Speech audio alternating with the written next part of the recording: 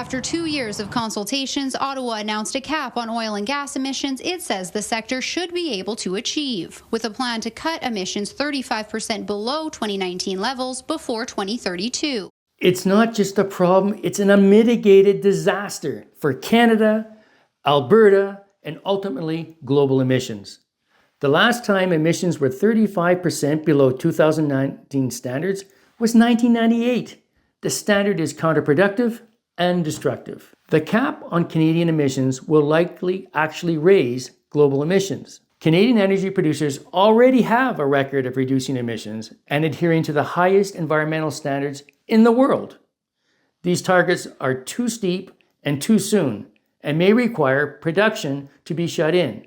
A clear result of this policy is that more oil and gas will be produced in other countries that have lower environmental standards. This means global emissions will go up, not down. Energy is life. These standards will likely require that Alberta producers reduce their production.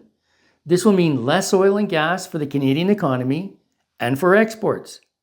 As a result, inflation will increase as costs will go up because the cost of energy is embedded in the price of everything we consume.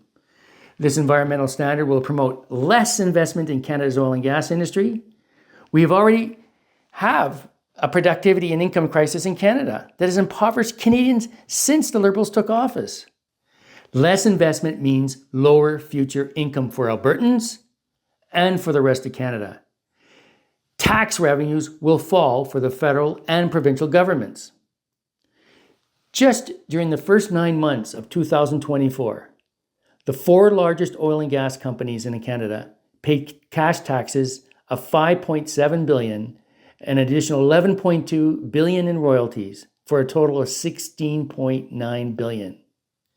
These revenues help fund important government services.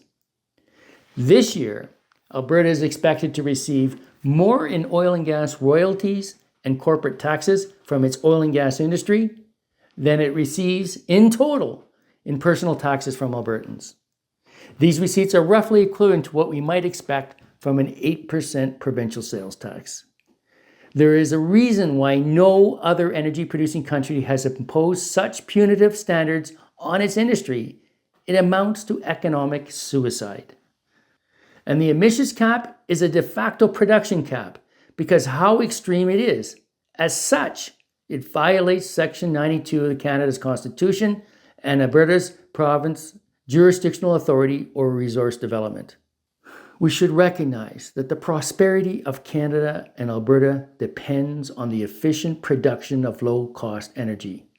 The federal government should reposition Canada's energy sector for development as a source of clean energy for Canadians and our Western allies. This perspective recognizes that emissions are determined on a global basis and that more Canadian energy lowers global emissions rather than increases it relative to the alternatives. The federal government should collaborate with the provincial government and industry to develop new technologies that can be adopted over a realistic time frame. In the meantime, the Premier and I and the UCP caucus are committed to preserving the rights of Albertans to determine their resource development. I am Miles McDougall, proud MLA for Calgary-Fish Creek and chairman of the Calgary UCP caucus. Thank you.